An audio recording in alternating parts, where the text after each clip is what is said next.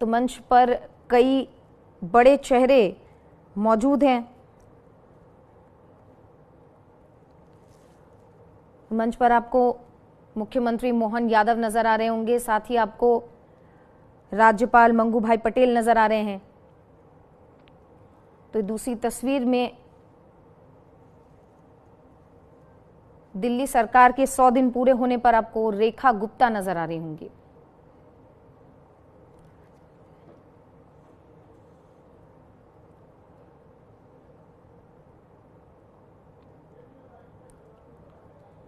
तो प्रधानमंत्री नरेंद्र मोदी पहुंचे हुए हैं मध्य प्रदेश भोपाल।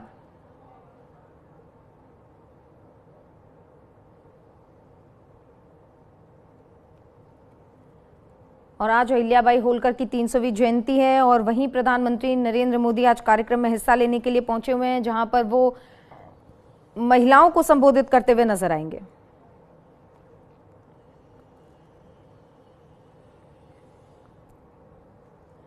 और एक तरफ आप देख रहे होंगे तस्वीर जहां पर सीएम रेखा गुप्ता आपको नजर आ रही होंगी, क्योंकि दिल्ली सरकार के 100 दिन पूरे हो गए हैं और 100 दिन पूरे होने के बाद रेखा गुप्ता ने कल पहले अपना रिपोर्ट कार्ड पेश किया और आज एक इंटरव्यू के दौरान ये तस्वीरें जहां रेखा गुप्ता अनुपम खेर के साथ मौजूद आपको नजर आ रही होंगी। अनुपम खेर तमाम सवाल रेखा गुप्ता से कर रहे हैं और रेखा गुप्ता उन तमाम सवालों का बेबाकी से जवाब देती हुई नजर आ रही हैं। तो दो तस्वीरें आपको दिखा रहे हैं, एक मध्य प्रदेश से जहां प्रधानमंत्री नरेंद्र मोदी पहुंचे हुए हैं और एक तस्वीर जहां सीएम रेखा गुप्ता आपको नजर आ रही होंगी।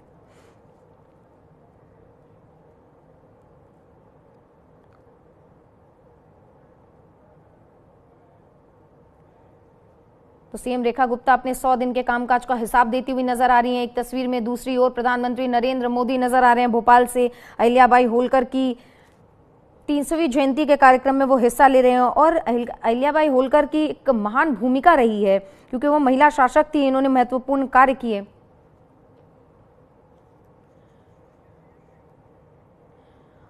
और प्रधानमंत्री नरेंद्र मोदी से पहले अभी दिल्ली की सीएम रेखा गुप्ता क्या कुछ कह रही हैं, आपको पहले वो सुनवाते हैं। प्रदूषण है, वाटर लॉगिंग है, कूड़े के पहाड़ हैं, इस सब के बारे में एक्चुअली प्रैक्टिकली आप हमें बताइए कि आपने क्या किया है।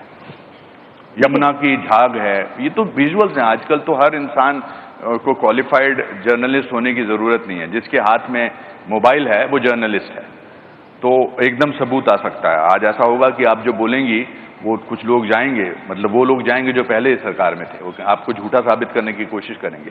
तो इन सब मुद्दों में आपने हमने एक भी काम या एक भी बात ऐसी कही ही नहीं जिसमें हमें कोई ये कह सके कि आपने गलत बयानी की। मैं आपको बताती हूँ, उन्हें 10-11 साल का समय मिला और उससे पहले भी सरकारें थी, पर दुर्भाग्य दिल्ली का ये रहा कि कभी किसी ने ना तो यमुना सफाई को उस सीरियसनेस से काम किया और ना ही कूड़े के पहाड़ और पर्यावरण को ठीक से करने के लिए। आप सोचिए कि दिल्ली देश की राजधानी है और दिल्ली ऐसा शहर बन जाए जिसमें पॉल्यूशन लेवल सबसे ज़्यादा हो, जो सर्दी गर्मी शहर में पूरे देश में सबसे ज़्यादा हो। आज यमुना 1300 किलोमीटर से ज़्यादा लंबी है, जो कि गंगोत्री से यमुनोत्री से शुरू करके प्रयागराज तक चलती है, और दिल्ली में मात्र 48 किलोमीटर का स्ट्रेच है। उस 48 किलोमीटर के स्ट्रेच को ठीक करने के लिए, साफ करने के लिए कभी किसी की ना नियत सही थी ना नीति सही थी।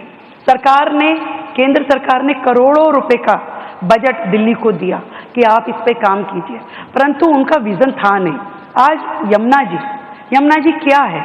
यमुना जी में आज दिल्ली के सैकड़ों नाले, जो कि सीवेज है घरों की, जो सिल्ट है, जो गंदा पानी है, वो नालों के माध्यम से जाके यमुना जी में गिरता है। 22 बड़े नाले जो कि नदी से भी बड़े हैं, साहिबी नदी जिसको बोलते हैं, नजफगढ़ ड्रेन, शादरा ड्रेन, वो सीधा एज इट इज सिल्ट के भरे हुए, स्लज के भरे हुए जाके यमुना जी में गिर रहे थे। एक कदम पिछली सरकारों ने उसके लिए उठाया नहीं था। और मैं ये बताना चाहती हूँ कि 100 दिन के अपने छोटे से कार्यकाल में पहले हमने विषय को समझा, इस प्रॉब्लम को समझा, इसके समयबद्ध किस तरीके से हमें इस पे काम करना है। हमने उसके लिए जो वर्तमान में जितने नाले हैं, किन किन नालों को टैप करने की जरूरत है, किन किन नालों पे एसटीपी अभी बने हुए हैं, सीवेज ट्रीटमेंट प्लांट, वो काम कर रहे हैं कि नहीं कर रहे, उसको रिवाइव करना, उसको रीजनरेट करना। जहां जहां सीवेज प्लांट नहीं थे वहां नए डिसेंट्रलाइज एसटीपी बनाना, मतलब 40 नए डिसेंट्रलाइज एसटीपी हमने इस मात्र 100 दिन के कार्यकाल में 4000 रुपए की लागत से उसके काम को मंजूरी दी। और उस काम के शुरू, आप कहीं शुरू नहीं करोगे तो खत्म कैसे होगा। आज लोग मुझे पूछते हैं यमुना जी कब तक साफ हो जाएगी, मैं कोई टाइमलाइन नहीं देती। मैं ये जानती हूँ कि हम जो काम कर रहे हैं ईमानदारी से, जो काम होना चाहिए, जो उसका वे आउट है उसे कर रहे हैं। आज जो वर्तमान एसटीपी है उसको, उसका जीर्णोद्धार करना, उसको रिवाइव करना, आज जहाँ जहाँ पे आप समझिए दिल्ली में 1700 कॉलोनी अनऑथराइज है और उन अनऑथराइज कॉलोनियों में सीवेज है ही नहीं, प्लांट है ही नहीं, सीवर लाइन ही नहीं है। वो सीवर लाइन कहाँ जाती है, वो नाले में जाती है, वो नाला कहाँ जाता है, वो यमुना जी में गिरता है। तो उन 1700 कॉलोनियों में सीवेज प्लांट लगे, उन 1700 कॉलोनियों में सीवर लाइन डले, इसका काम पहली बार यदि कोई सरकार कर रही है तो वो आज हमारी सरकार है।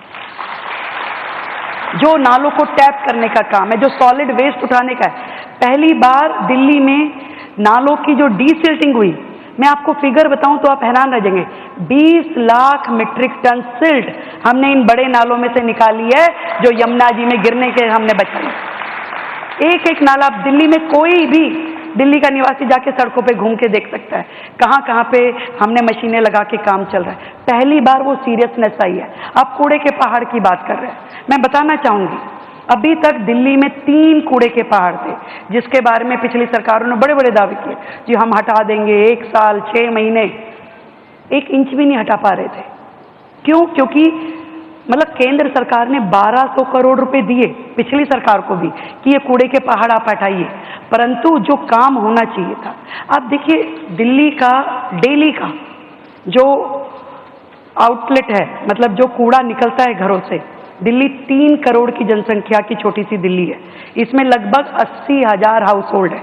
कूड़ा कितना निकलता है रोजाना का? 11,000 मीट्रिक टन। और उसका जो ट्रीटमेंट कितने कूड़े का आप कर पा रहे हैं? 7,000 मीट्रिक टन। तो रोजाना का 4,000 मीट्रिक टन कूड़ा जब खड़ा होगा और पुराना 280 लाख मीट्रिक टन कूड़ा आपका लीगेसी वेस्ट था, तो आप बताइए कैसे आपने योजना बनाई, क्या काम किया? ऐसे कैसे खत्म होगा कूड़ा जब 4,000 मीट्रिक टन कूड़ा रोज जमा हो रहा है, रोजाना। तो हमने आने के बाद ना केवल उसकी स्पीड बढ़ाई, जो कूड़ा रोज 7,500 मीट्रिक टन हट रहा था, बायोमाइनिंग उसकी हो रही थी, उसे हमने 18,000 मीट्रिक टन किया, 18,000 डेली। उसके बाद वेस्ट टू एनर्जी प्लांट, जहां उस कूड़े को आप निष्पादन कर सके, ऐसे 4 वेस्ट टू एनर्जी प्लांट पे काम शुरू हुआ और लगातार उस पे कार्रवाई चल रही है। क्योंकि जब तक आप अपनी कैपेसिटी नहीं बढ़ाएंगे वेस्ट डिस्पोजल की, तब तक वो कूड़ा खत्म नहीं हो सकता। आप जितने मर्जी झूठे वादे कर लीजिए, मैं नहीं करना चाहती कोई झूठा वादा। मुझे मालूम है कि जब तक ये वेस्ट टू एनर्जी प्लांट, जो हमारे 4 प्लांट हैं, जो नरेला में है, जो बाकी जगह तेखंड में है, उनको हम ऑपरेशनल मोड पे नहीं लाएंगे तो ये लीगेसी वेस्ट खत्म नहीं होगा। और इसके अलावा दिल्ली में रोजाना आप सोचिए कितना ई वेस्ट निकलता है, कितने आपके टूटे मोबाइल, बैटरीज, उनके लिए क्या सोचा था भाई?